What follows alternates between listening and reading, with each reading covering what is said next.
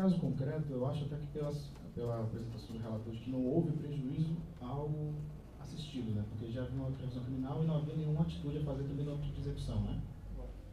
Eu vou votar pela absolvição, mas eu acho que fica essa importante informação, que eu acho que todos os defensores públicos, e aí no caso também a defensora pública, e de fato eu sei que uma situação em Osasco, eu fui lá durante a campanha, é extremamente precária, e aí eu até discordo um pouco do primeiro defensor, acho que interfere sim na atividade, a gente tem que ter esse cuidado, mas também não justifica deixar de fazer.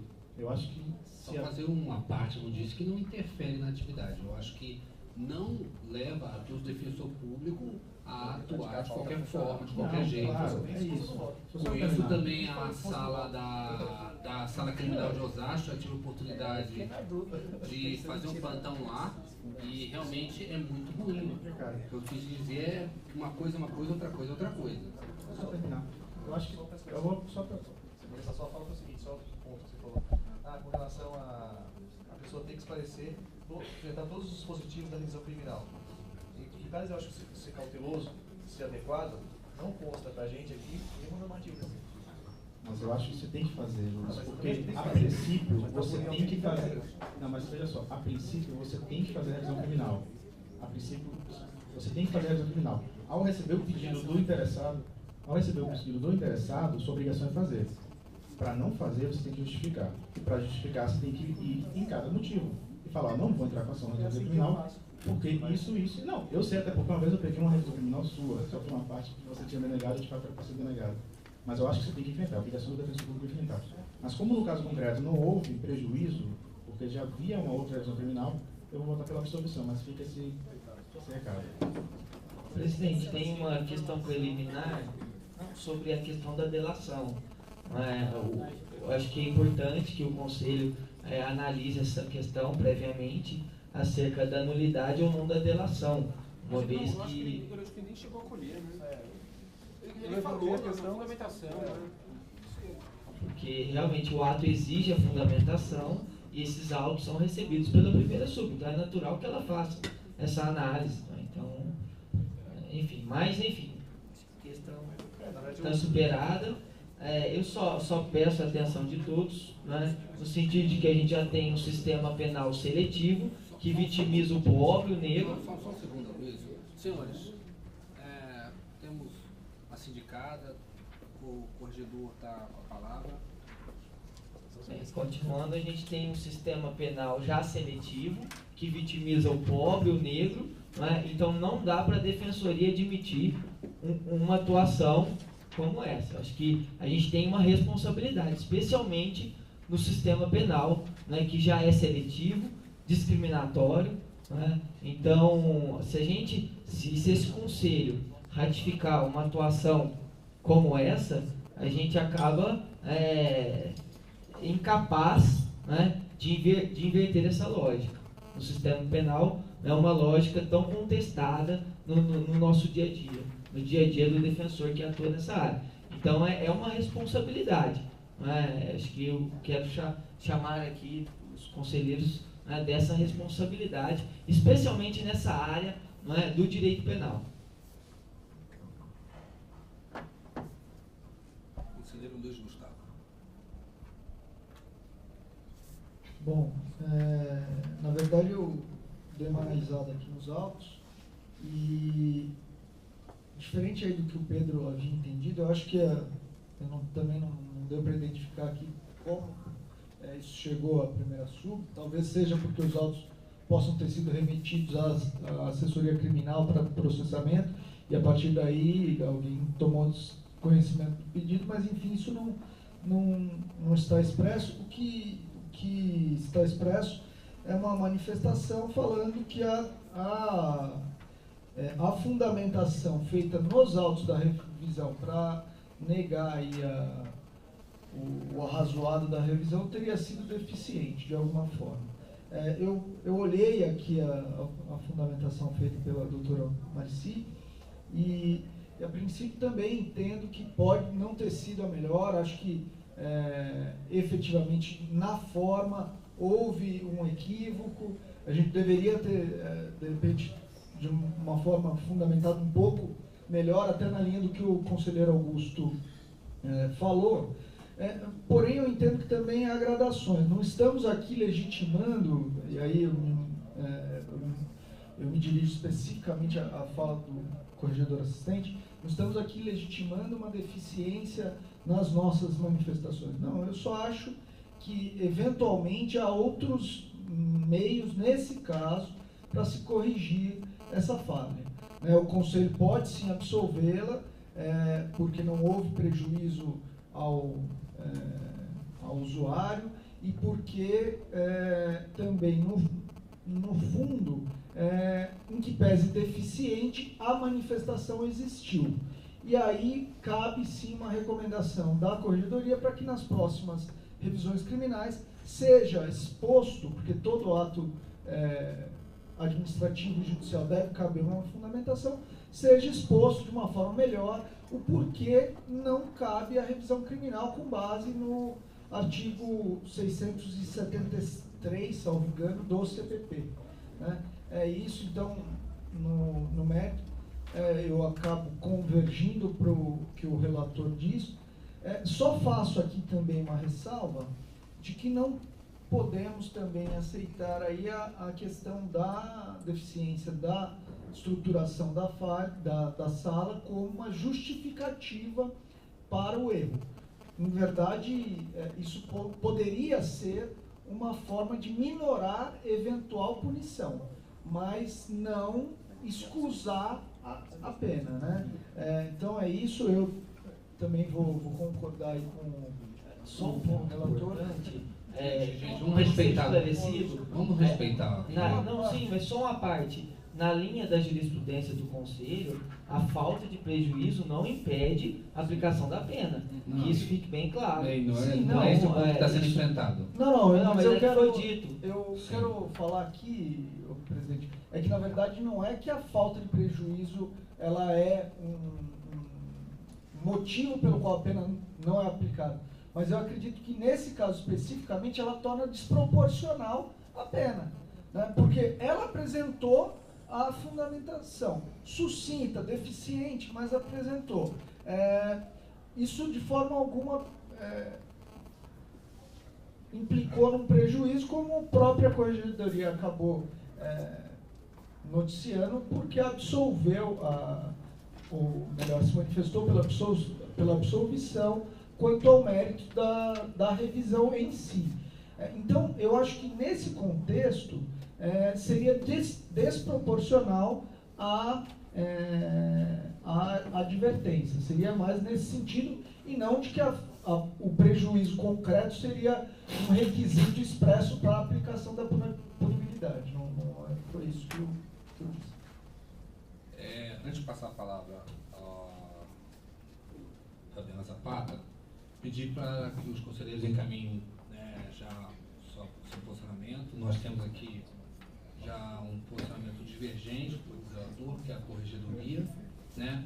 O restante, todos os conselheiros estão concordando com o relator e com as observações apenas do segundo, terceiro subdefensor quanto à justificativa, mas sim concordando com a absolvição. Sim, só questão de ordem, está claro isso, né? Na realidade, o voto, acho que você até deixou bem claro isso, né? Essa recomendação é opinando, né? Porque nós vamos dar um parecer, né? Opinando pela absolvição. Sim, até porque até não sei se podemos obrigar a Corregedoria a... Não é. Eu sou geral. Não, falando no caso da recomendação. Sim. Conselheiro Alexandre Rossi. Conselheira Fabiana Zapata. Em primeiro lugar, queria parabenizar a mudança de postura da primeira Subdefensoria Geral. A associação fica muito feliz em saber que haverá um diálogo e uma correção de modo a possibilitar uma melhoria de qualidade nas defensorias e não só esse poder correcional a partir da Corregedoria Geral. E aproveitando essa alteração de postura, eu gostaria que todos considerassem que essa forma de delação, sem identificação, a gente falou tanto de publicidade aqui, de todo o procedimento, mas essa publicidade deve haver também em relação ao indiciado. Então, acho que todos aqui devemos pensar se esses procedimentos que muitas vezes já chegaram com esse tipo de delação pode persistir ou não. E acho que a corregedoria tem papel fundamental nisso, porque ao final isso pode ser, claro, impugnado judicialmente por uma nulidade. Né? Isso é uma coisa que nós já tratávamos aqui de passagem nos procedimentos anteriores, e acho que é um bom momento para a corregedoria também rever esse acesso de como chegam essas denúncias e para colocar isso bem, de forma bem clara ao defensor sindicado. Um segundo ponto aqui, aí vem em relação à sanção sugerida pela corregedoria, e aí ratifico muito do que o Luiz Gustavo disse, da falta de proporcionalidade do que foi colocado aqui. Acho que todos nós enfrentamos, especialmente, fica muito difícil para a associação verificar um procedimento administrativo que tem como um dos pontos de acusação erro de digitação. Eu acho que isso, nós temos um trabalho de massa na Defensoria Pública, é óbvio que isso não justifica a perda de qualidade, nós temos que ter, sim, uma revisão muito qualificada nas peças que produzimos, mas isso acontece no dia a dia, acontece, como foi dito pelo relator, nos relatórios que nós verificamos de estágio probatório, isso ocorre nos documentos que nós trocamos entre nós, erros de digitação. Então, queria solicitar também que todos tenham em mente que a recomendação, e aí eu falo recomendação não nessa fase de processo, mas a recomendação no curso de um estágio probatório, no curso de correições que são feitas, ou mesmo como propôs o primeiro subdefensor, de um telefonema para conversar com o colega, isso seja feito de forma a entender melhor a nossa realidade.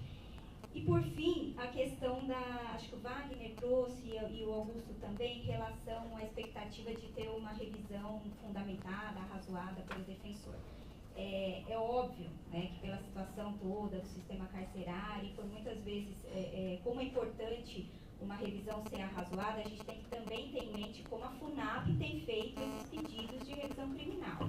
A ideia principal aqui seria que tivesse pelo menos uma análise preliminar para não criar uma expectativa no preso que já tem uma situação tão difícil. Então, não necessariamente o que nós recebemos como revisão hoje são revisões que comportam o arrazoado. Acho que isso é importante também. Por favor.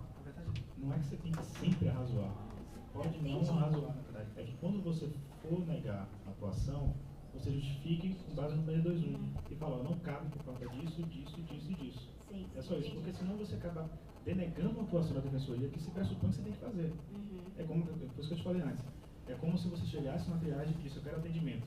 Você não pode por causa disso, disso e disso. Não é simplesmente dizer não pode, entendeu? É justificar porque você não fez, é só isso. Só também rapidinho, e a normativa para isso é o direito à informação que está na 988. O nosso usuário tem direito de ser informado sobre tudo que é encaminhado para a Defensoria Pública, principalmente nesse caso, a inviabilidade do pedido que ele fez. Entendi. E aí, acho que agora, por último, em relação o corregedor acabou comentando sobre a revisão criminal, novamente entrando no mérito, mas se a própria corregedoria já afastou isso, acho que seria prudente nós não comentarmos sobre isso numa sessão, porque você acabou trazendo, na verdade, uma verificação, nós não fomos além em relação ao mérito da não apresentação da revisão criminal, porque não havia provas, mas por um lado trouxe aí o defensor o assistido merece, uma justificativa, não, deveria ter uma maior cautela, ela não sabia, talvez ela não soubesse que na época já havia uma revisão em curso, mas eu acho que isso já foi entendido pela corregedoria como ausência de provas, e por isso eu acho que nem deveria ter sido trazido aqui na sessão. Obrigado, Fabiana. Conselheiro Alexandre Ossi.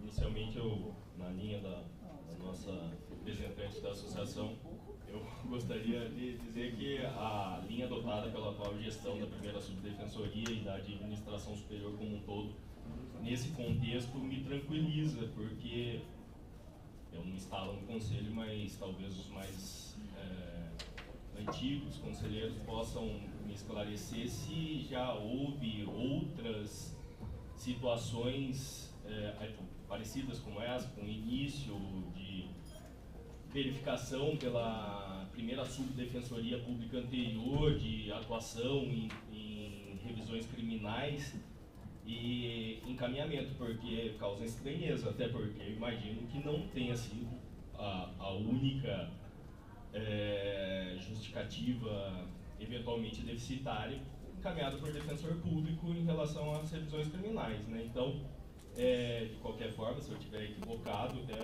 peço para que os mais antigos possam me tranquilizar, me esclarecer nesse sentido. Eu imagino que não houve, então, até na linha do voto do conselheiro Luiz Eduardo. É estranho, né? Muito estranho a forma como se iniciou isso daí. Eu acho também que a forma, enfim, a justificativa tem que tentar exaurir todos os pontos, mas só o fato de não ter essa justificativa, ser deficitária, a meu ver, não caracteriza a necessidade de uma punição administrativa, até porque não existe, creio eu, nenhuma normativa nem recomendação que tenha que se exaurir todos os pontos. Então, se não existe, embora recomendável, eu imagino que não se possa exigir para efeitos de punição. Acho que há possibilidades de melhor manejo dessa situação sem abertura de um procedimento administrativo. E aqui eu falo, já não é necessário mais nenhuma recomendação. Olha o estado que está a sindicada numa situação que, a meu ver, sequer era da abertura de um procedimento administrativo. Então, recomendação não é necessário. Garanto que, se há algo a ser melhorado por parte dela nesse contexto, tenho certeza que a partir disso ela já estará ciente dessa sua atuação. Eu acho que temos que ter cuidado, acho que tudo isso é necessário, mas erros de digitação, todos nós cometemos. E se for para passar um pente fino, então, volto a frisar, é estranho que a gestão anterior, a primeira subdefensoria pública anterior, num único apartado, sem uma justificativa de como veio essa informação, abriu esse procedimento, encaminhou esse ofício e a abertura desse procedimento. Esse é o meu entendimento e já antecipo que voto pela absolvição. Permite uma parte, só para eu explicitar uma fala que pode ter ficado, pode ter deixado transparecer e não era o meu posicionamento. Primeiro, apesar de não concordar com o envio do ofício à Corregedoria, não acho que a Corregedoria agiu de forma equivocada.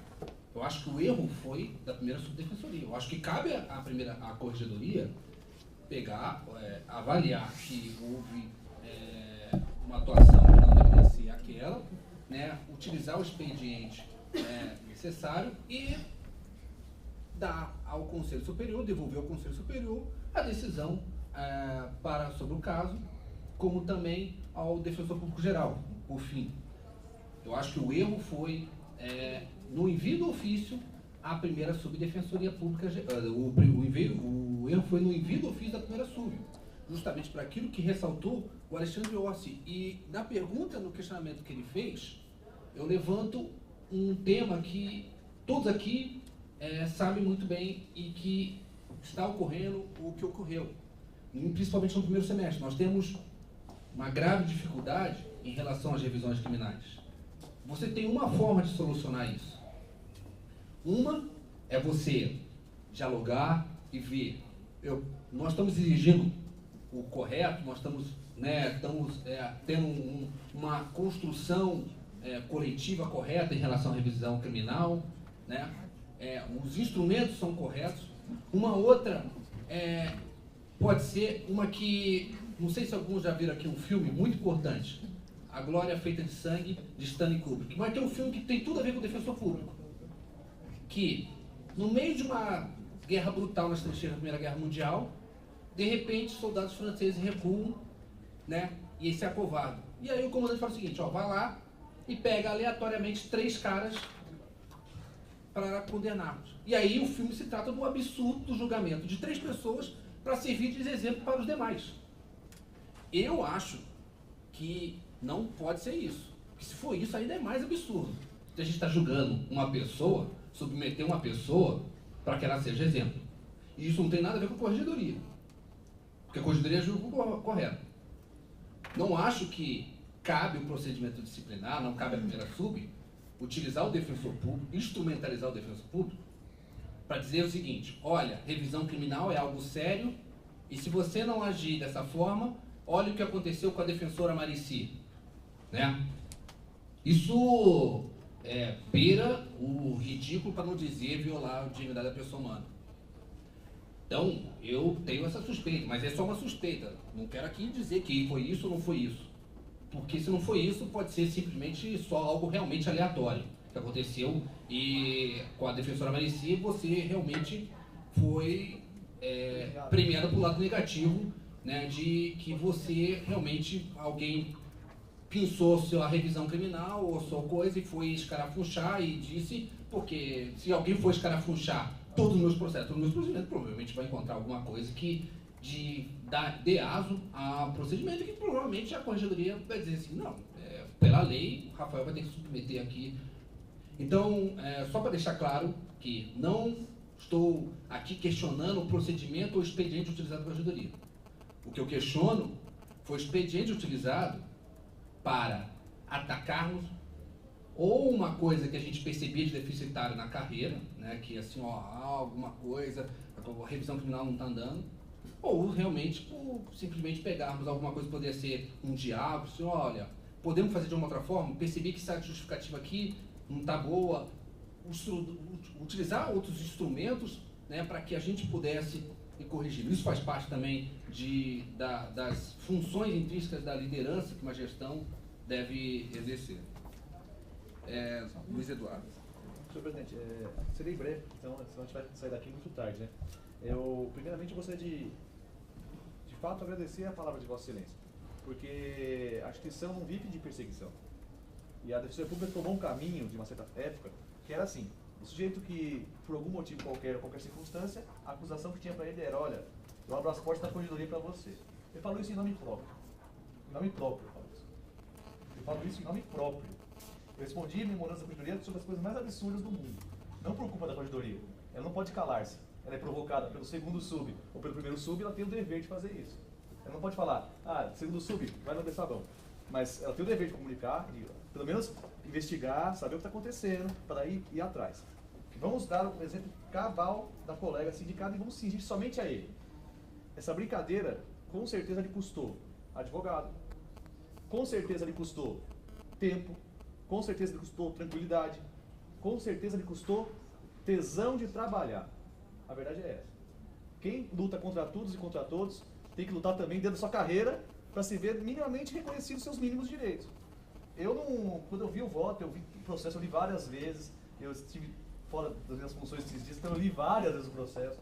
Eu fiquei tentando achar por onde é que saiu isso daqui. Esse processo beira um processo kafkaniano. Como é que nasceu? Nasceu do nada. É a partenogênese. Estava no chão, de repente abriu a folha, bem na folha, e aí a pessoa estava passando e leu. Isso é inacreditável. Isso é inacreditável. Não dá para inverter a situação. Então vamos agora perseguir quem fez a delação. Porque também isso é ridículo, porque aí eu vou ficar tracando fogo trochado para todos os lados. Mas isso mostra, sim, uma diferença de forma de atuação. Todo mundo aqui é defensor público, mesmo quem não atua no criminal. E a fala que a gente fala é: o sistema é punitivo, o sistema é um absurdo, punir não é solução para nada, punição é uma palhaçada. Isso a gente fala abertamente para todo mundo, em todos os casos. Eu cansei de fazer júri e o único argumento que eu tinha para defender era esse: olha, o réu confessa, o réu foi ele mesmo, ele matou, só que, poxa, a prisão é uma droga, a pena não serve para nada, vou te mostrar aqui o que acontece, quem é punido. E dá uma justificativa, olha o lixo que acontece. Logicamente que eu não quero levar as barras do irrazoável, de falar, nenhuma punição é viável. Porque senão também aí, até a função correcional some do sistema. Mas esse processo me deixou muito assustado com relação a como que nós conduzimos uma tarefa tão delicada e sensível, que é de corregedor. Não dá para ser corregedor pensando em vamos mudar a postura das pessoas na via da punição. Todo mundo aqui defende que primeiro orienta, primeiro conversa, primeiro instrui, para depois, eventualmente, episodicamente, se pensar em punir alguém. Eu, graças a Deus, fui educado pelos meus pais e eu nunca fui punido. Minha mãe nunca me bateu, meu pai nunca me bateu, graças a Deus. Talvez por isso eu seja tão ácido com as pessoas, às vezes. Mas Os tapinhas, mas brincadeiras à parte, me parece que nós temos um descabimento disso. Isso é o que eu acho. Vou acabar minha fala. Isso é o que eu acho. Uma segunda questão que eu acho importante é com relação ao não cabimento de revisão criminal. Na Defensoria Pública, não é da gestão de vocês, por óbvio, na gestão anterior, o defensor público era chamado e era falando para ele, você é obrigado a apresentar revisão criminal. Porque a revisão criminal é uma segunda apelação. É que a assombração sabe para quem aparece. Porque se falasse sobre os dois para mim, eu falava, amigão, escreve no papel, publica no Diário Oficial, que daí a partir de amanhã eu cumpro. Mas isso aconteceu. Então, assim, nós temos que pensar, primeiro subdefensor, nós estamos discutindo sobre revisão criminal, qual é o papel que a Defensoria Pública quer de revisão criminal? Eu trabalho no Tribunal de Justiça no segunda instância. Eu chego com a sustentação oral, por vezes o desembargador, o relator, vira para mim e fala, vocês são malucos? Eu recebi 10 revisões criminais aqui, das quais 0 tem cabimento. O colega fez por quê? Porque ele teme o que aconteceu com a Defensora Pública e a Manici. Então ele vai lá e fala, tá bom, então vou arrazoar aqui. Olha, pega a apelação do sujeito e copia. Porque é bonito fazer isso. Vou acabar. Para finalizar minha fala, o conselheiro Wagner disse o seguinte, e o Augusto aí. A pessoa tem que ter informação sobre os motivos e a motivação do porquê sua revisão criminal não foi proposta. Concordo. Só que isso não está normatizado. A publicidade, o dever de publicidade existe. Só que ninguém que tem uma revisão criminal proposta ou não, recebe por parte da Defensoria Pública um comunicado falando, olha, propusemos sua revisão ou deixamos de fazê-lo. Então, se isso não tem normatizado, me parece um pouco equivocado. Peraí, só uma parte. Eu acho que todo ato administrativo, e aí a decisão do defensor é um ato administrativo com um resultado judicial, tem que ser motivado. E eventualmente, a Corregedoria está no papel dela de considerar que foi uma motivação deficiente. Agora, o que eu acho que está havendo um excesso aqui, né? Porque daqui a pouco nós estaremos vitimizando toda e qualquer tentativa de avaliação de um ato como se sendo uma perseguição. Acho que a gente tem que nos ater ao caso concreto. Pessoal, é isso assim. Temos a presidência coordenasse, encaminhasse o outro tribunal. Eu estou na minha fala, não estou? Sim, eu estou assim, vamos nos ater ao mérito do caso. E os demais questionamentos nós temos sobre o... Eu não tinha nem acabado a minha fala especificamente sobre o que o conselheiro Gustavo falou. Então, na verdade, não me foge a meu conhecimento que um ato administrativo deva ser motivado. Parece que presumiu o inútil, né? Falar, olha, você não sabe disso? Então, parece que... Desculpa, conselheiro, mas foi isso que eu quis falar. Eu não tinha nem terminado a minha fala. Estava falando o seguinte, me parece que se nós queremos dar aso a essa publicidade mesmo, se é esse o nosso interesse, se é essa a nossa finalidade, partindo do pressuposto do que eu disse antes, que o primeiro passo orienta, o segundo passo coordena, o terceiro passo eventualmente se trata qualquer punição, se for o caso, por que não se repensa até a forma de atuação em revisão criminal? Qual de vocês aqui fez vai ter uma reunião com os defensores públicos sobre como a atuação em revisão criminal, como que deve ser, como deixa de ser, por que fazer, por que não fazer, quando fazer? Isso não teve. Isso é papel da defensoria. Minha opinião, isso é papel. Se a gente quer punir alguém depois, o primeiro papel é orientar. Se o papel é esse, eu concordo realmente. Eu falo por último agora e encerro por primeiro. Já falei demais. Eu não quero aqui inverter a situação e falar, então a corregedoria deve ser queimada na fogueira, já que então foi ela que propôs a situação. A corregedoria agiu nos termos do que ela entendeu da legalidade presente no caso. E esse é o papel do corregedor, não tem jeito. Obrigado, agora, conselheiro Luiz Eduardo. Passo a palavra ao conselheiro Bruno Miragaia. Eu vou ser rápido, até quero pedir mais objetividade a todos. É um julgamento de uma colega, ela também fica... O processo também é uma punição, né? O julgamento também é uma punição. Né?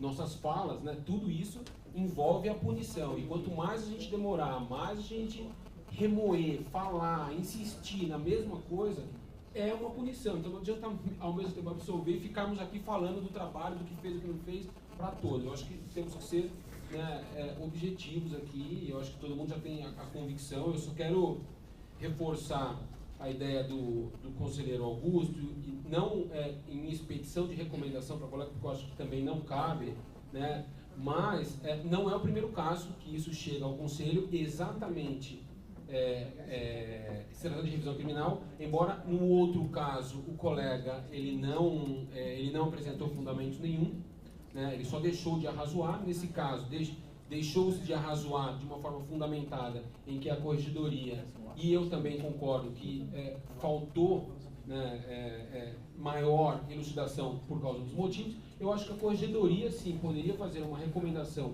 geral para a carreira, né, até... Não, eu acho que poderia fazer uma recomendação geral, orientando, inclusive para... Vamos fazer nós, então, o conselho. É o conselho, dentro de um julgamento de PAD, não é para colega, mas é para carreira. Até deixa por só... respeito ao colega, a gente pode analisar esse tema. Deixa eu só finalizar, então. Não, é porque tem um pedido de petição de recomendação. Eu estou já expondo o meu posicionamento, dizendo que eu sou contra. Onde que tem feito? Não tem? Eu acho que, se não me engano, não tem. Não? Tá. Então eu quero votar e opinar pela absolvição integral da colega, né? Verificar a possibilidade de a gente recomendar, né, para a carreira inteira, e dizer que esse conselho apoia, esse conselheiro apoia todo o trabalho desenvolvido pela corregedoria. Eu acho que é um trabalho extremamente importante. Acho que estamos com atribuições diferentes. Eu acho que o conselho julga, né, a corregedoria opina. Eu não entendo equivocado, não entendo desarrazoado o papel da corregedoria. Ela tem a sua opinião, tem a sua visão, tem os seus objetivos. Eu legitimo, né, a corregedoria. Espero que continue sempre, né, no papel de fiscalização dos defensores. É lógico que a decisão final cabe ao conselho. E aí o conselho, nesse posicionamento, pelo menos desse conselheiro, vai opinar contrariamente à corregedoria e vai opinar pela absolvição. Informo que as inscrições estão encerradas. Dessa forma, passo a palavra ao conselheiro Aloysio. Bem rapidamente também, só para que não fique nenhuma dúvida e para que falsas premissas aí não ganhem pernas, a corregedoria ela não apura nenhuma informação anônima. Então isso foi dito pela associação a respeito dessa eventual postura da corregedoria, mas acho que todos têm que ter a tranquilidade que nenhuma informação anônima é apurada pela corregedoria. Ela é simplesmente descartada, né? O que nós temos aqui não é um anonimato. Houve um fato detectado pela primeira sub, né, e de acordo com a sua política de gestão, houve uma representação. Então, eu não vejo, não é um anonimato aqui. Houve um fato e uma representação, como acontece em todos os casos. Então, não houve um anonimato nesse caso. Isso é importante que se diga. Em segundo lugar, sobre as questões trazidas, é importante que haja total esclarecimento, porque o Conselho também opina. Quem vai julgar realmente é o DPG. Então é importante que todas as questões, inclusive essas questões de provas, sejam esclarecidas. Porque isso vai permitir que o DPG tome uma decisão de forma autorizada, consciente. Então, também contemplando aí o princípio da transparência, é importante que isso tudo seja trazido para esse campo. Obrigado, conselheiro Aloysio. Conselheiro Bruno Napolitano. Bom, boa tarde a todos que estão presentes, especialmente ao advogado da representada e a representada aqui. Eu também acho que houve um desvirtuamento nesse processo, à medida em que, analisando os os primeiros documentos, se verifica ali que o norte do ofício que deu aso a toda essa investigação foi exatamente uma suposta falta de esgotamento dos recursos cabíveis em benefício do usuário. A todo momento isso é identificado e tomam, por exemplo, o primeiro esclarecimento prestado pela processada, que de 7 itens abordados de forma sintetizada e apontados pela corregedoria, 6 se dedicaram a uma suposta ausência de esgotamento. De modo que fica claro que, em relação às questões de português, ela tão pouco imaginava que seria punida por isso, sabendo que, infelizmente, com uma alta carga de demanda, há riscos de haver uma outra peça que não conta com uma revisão perfeita. Eu acho que, nesse ponto, esse tipo de equívoco é um equívoco, ele não configura a falta funcional e não se amolda, não se subsume ao tipo falta funcional.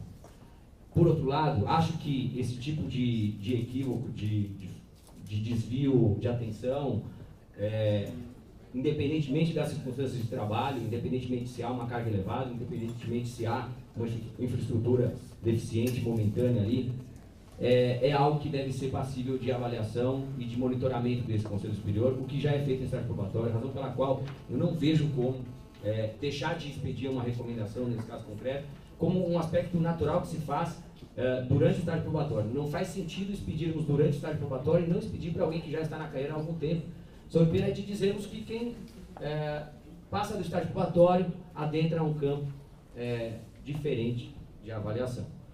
Por isso, a minha sugestão de inclusão da recomendação, que foi mencionado como um exemplo do relator, mas não foi incluído, e por esses motivos que eu fundamentei aqui.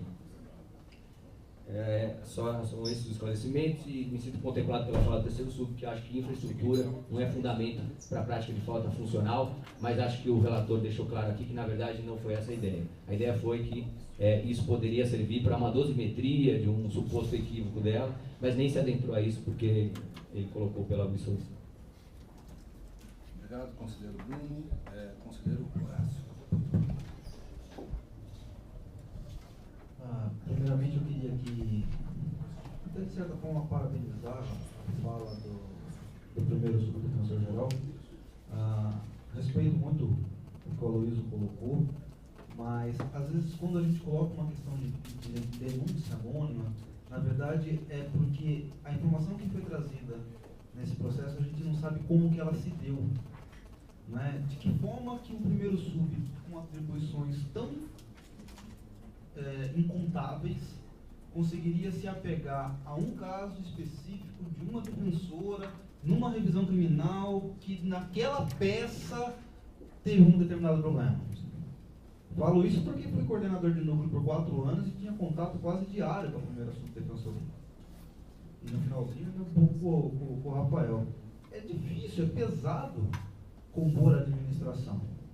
E aí, numa atuação, como bem colocou o Luiz, de uma crônica kafkiana, o nosso José acorda numa manhã, sem saber os motivos, ele é preso, sem saber, responde a um processo longo, sem saber sequer o que crime que ele cometeu.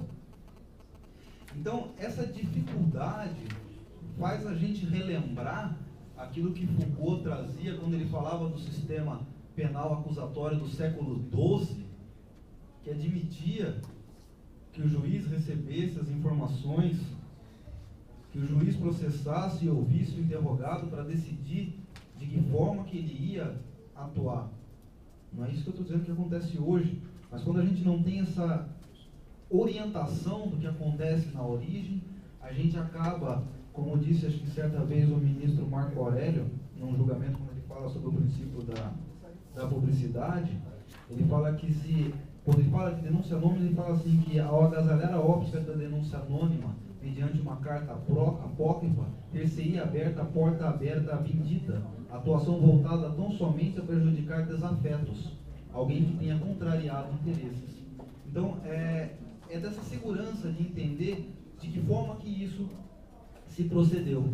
E aí, com todo respeito à colocação dos colegas que falaram com relação à fundamentação da negativa de revisão criminal, posso dizer com extrema segurança que ao longo dos meus 7 anos de defensor público no cível, eu tive a oportunidade de fazer 5 revisões criminais.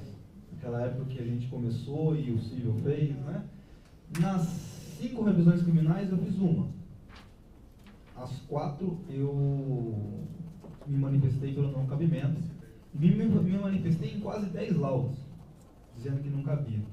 Aí depois eu fiquei até pensando comigo mesmo, falei, que desgraça, né? Era mais fácil ter feito, então, né? Que falar que eu não vou fazer. E depois fiquei pensando no seguinte, o Tribunal de Justiça cansou de dizer que fundamentação sucinta não é ausência de fundamentação. Então, não necessariamente eu preciso me ater especificamente ponta a ponta ao a fundamentação legal que fala da revisão criminal. Eu só queria pensar o seguinte: se a fundamentação, ainda que sucinta, diz e explica o não cabimento, eu não preciso enfrentar de forma... A gente só critica isso, né? Mas o problema é que eu acredito assim, mas você fazer essa crítica para a punição eu acho muito mais complicado. E aí, já entrando no mérito da questão da falta funcional devido aos erros de grafia, aí eu sou obrigado a me valer de uma fundamentação do processo penal, do direito penal, do professor Klaus Roxin, quando ele trazia o conceito de culpabilidade funcional. O professor Roxin, ele trazia uma classificação da culpabilidade funcional, trazendo como elementos da culpabilidade, dentre outros, aqueles que a gente já todos nós conhecemos, mas um quarto elemento, que é a chamada necessidade da pena. E aí na oportunidade, o professor Roxin trazia a culpabilidade para dentro do conceito de fato, do fato típico, antijurídico, e culpabilidade como elemento de crime. Ele dizia que se o fato não tivesse uma necessidade de se punir, então não haveria sequer crime.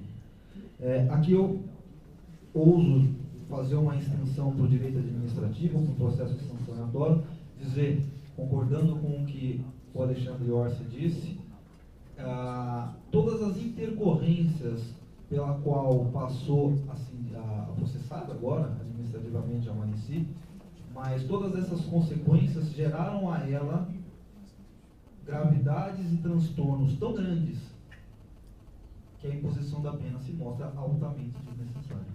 Sendo assim, acompanho o relator aí nos termos de absolvê-la da acusação. Muito obrigado, conselheiro Horácio. Passo a palavra ao ouvidor Aldeirão. Bom, mais uma vez eu cumprimento aqui a Mauricílio, o advogado. A minha fala, na verdade, é uma fala técnica, porque não é minha área, mas é uma fala mais no sentido, pensando também no usuário e na usuária da defensoria. Né?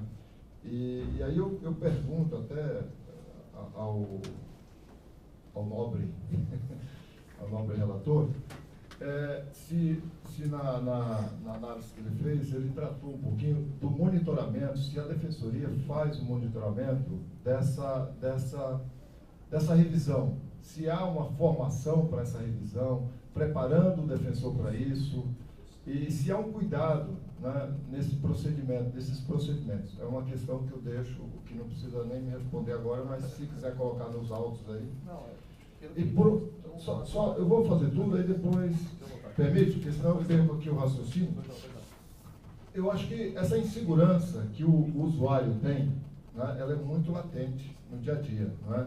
Não estou aqui justificando o processo aqui, mas trazendo aqui para esse conselho o que a gente observa no dia a dia na ouvidoria. E essa insegurança, ela acontece, inclusive, porque esses procedimentos, eles são desconhecidos. As pessoas não conhecem. Se confunde o processo da justiça com o processo da defensoria, a demora dessa justiça nossa que ninguém sabe como é que se anda esses processos na mão do juiz, com o papel da defensoria. Então, é uma preocupação que salta aos olhos nesse processo, que a gente tem que fazer esse enfrentamento.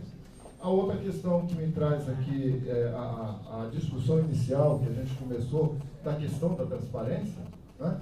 Se houvesse transparência em todos esses processos, né, com certeza tudo isso talvez não estaríamos enfrentando. Né? A questão que eu coloco, acho que talvez não é a Maurici que está aqui no banco dos réus, mas é a própria defensoria. Nos seus procedimentos, eu acho que há uma necessidade da gente avançar nisso. Né? Até porque no dia a dia, a gente, na conversa com o usuário e a usuária, eles têm essa insegurança. Não é? Claro que o mérito aí da questão técnica do processo, acho que já foi bastante discutido, não é? Mas que a insegurança do réu, do usuário, da usuária, o nome que a gente quiser dar, ela é latente. Ela é latente. Não é? talvez isso a gente precisa fazer esse enfrentamento. Eu acho que se temos uma lição desse processo todo, eu acredito que é por aí. Queria agradecer e, mais uma vez, dar todo o apoio. Eu acho que a questão não é só sua, não é? Acho que é uma questão que nós precisamos fazer esse enfrentamento, que é uma questão da Defensoria e da Justiça. Obrigado, senhor ouvidor. Passa a palavra ao conselheiro Wagner.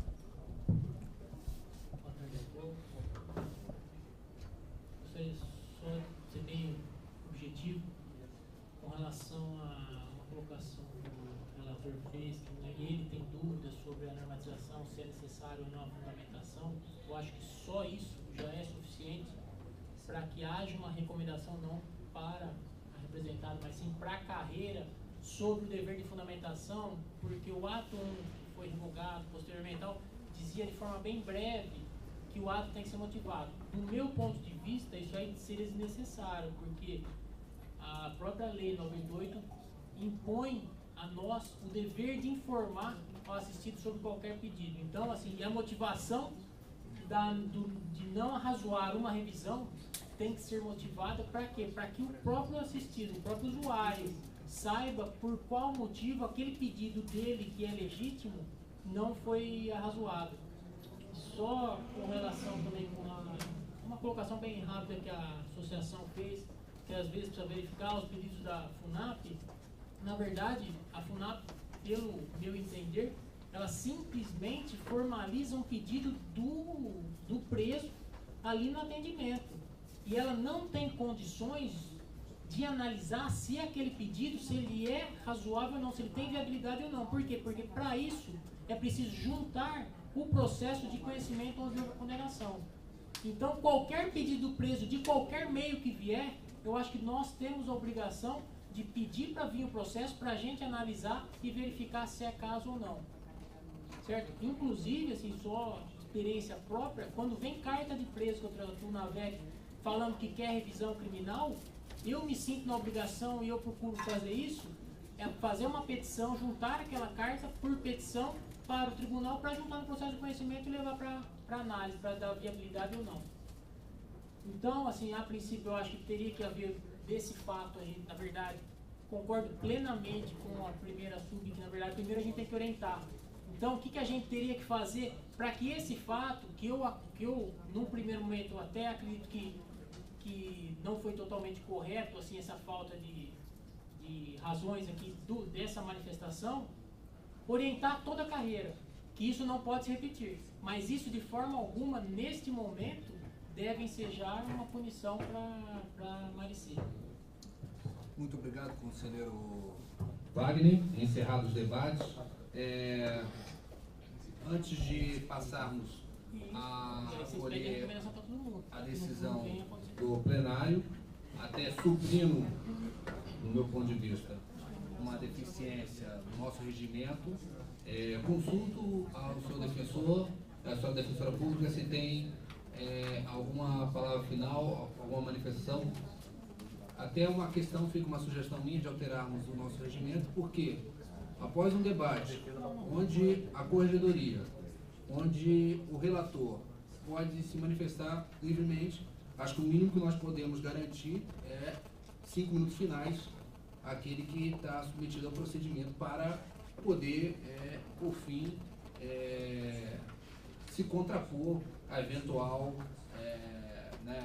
ponto de vista que tenha levado. Sem mais, passo aqui então a colher o parecer desse Conselho Superior. Trata-se de processo administrativo, oriundo da Corregedoria Geral, contra a Defensora Pública Marici Heder Coelho Câmara, Torres na unidade de Osasco, Regional Osasco, onde é imputado 2 violações ao artigo 164, inciso 4 da nossa lei complementar, e em 164, inciso 6 da nossa lei complementar 988. No caso do 164, inciso 6, opina a Corregedoria pela absolvição. Dessa forma, acolho o parecer dos senhores conselheiros. Alguém discorda desse posicionamento? Tá certo, tá certo. É que eu quis falar que eu sou mais velhinho e começa por mim, está no regimento. Isso. Eu só queria fazer uma proposta de caminhamento sobre a questão da recomendação. Acho que é no inciso 1 outro inciso. Então, quanto ao inciso 6, que trata de a imputação de esgotar as medidas e recursos cabíveis na defesa dos interesses do necessitado assistido, inclusive promover a revisão criminal e a ação rescisória, o parecer desse Conselho Superior é pela absolvição nos termos do parecer da Corregedoria Geral. Passo agora a análise da imputação do artigo 164.4, que fala que imputa a defensora pública não ter desempenhado com zelo e presteza dentro dos prazos de serviço a seu cargo e os que, na forma da lei, lhe sejam atribuídos pelos órgãos da administração superior. O parecer da Corregedoria é pela aplicação da penalidade de advertência, o parecer do senhor relator é pela absolvição. Antes de encaminharmos o destaque do conselheiro Bruno Napolitano, eu acho que podemos enfrentar a questão da penalidade. Dessa forma, eu vou colher o parecer de cada um dos conselheiros, passando pelo menos novo, o senhor Pedro Antônio de Avelar. Como o senhor opina? Parecer pela absolvição nos dois casos, porque a gente já enfrentou. Eu acho que está errado, né? Como a gente enfrentou, não votei no outro. Aí colocou se alguém tinha alguma posição contrária, que senão fica no mas não existe em corregedoria parecer, é votação simbólica, né? Não, parecer simbólico. Tudo bem, então, desculpe, posso passar. No disciplinar não existe votação simbólica. Correto, então refaço a votação, até para garantirmos a legalidade da votação. Em relação a... Não, os dois casos, eu opino pela absolvição integral. Não, sim, mas eu vou refazer a votação em relação à imputação de não ter esgotado as medidas e recursos cabíveis na defesa do interesse do necessitado assistido, inclusive promover a revisão criminal e ações rescisórias, na qual opinou pela absolvição a Corregedoria, como opina o conselheiro Pedro Antônio de Avelar. Certo. Conselheira... não, então teria que refazer aqui, porém eu vou substituir o conselheiro Aloysio. Absolvição. Conselheiro Alexandre Orsi. Absolvição. Conselheiro Bruno Dias Napolitano. Absolvição. Conselheiro Bruno Ricardo Miragaia. Absolvição. Conselheiro Wagner Ribeiro de Oliveira. Absolvição. Conselheiro Luiz Eduardo. Conselheiro Rafael Bessa ausente. Lembrando que precisamos de maioria absoluta para a condenação. Conselheiro Luiz Gustavo Fontanete. Absolvição. Conselheiro Horácio Xavier. Absolvição. Conselheiro Augusto Guilherme. Absolvição. Por unanimidade, esse conselho opina pela absolvição da imputação relacionada ao artigo 164, inciso 6 da Lei Complementar 988.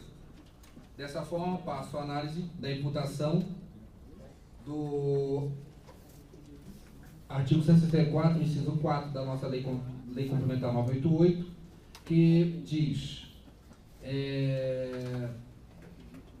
que são deveres do membro da Defensoria Pública do Estado desempenhar com zelo e presteza dentro dos prazos do serviço a seu cargo e os que, na forma da lei, lhe sejam atribuídos pelos órgãos da administração superior.